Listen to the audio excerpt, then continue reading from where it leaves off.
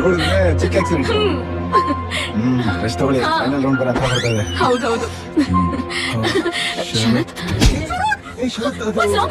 ಏನು ಹೇಳಿದ್ರೆ ನಿಂಗೆ? ವಿಕ್ಕಿನ ಸಾಯಿಸು, ವಿಕ್ಕಿನ ಹುಟ್ಸು, ಕೆಲ್ಸನ ಗಿಟ್ಸು ಅಷ್ಟೇ. ಲೇ ಇದೆಲ್ಲ ವರ್ಕೌಟ್ ಆಗುತ್ತೇನೋ? ದೇವರಿದ್ದಾನೆ, ಮುನ್ನುಕು, ಜಯನ್ನು ಜಯನ್ನು. ಅಂತ ಒಳಗೊಳಗೆ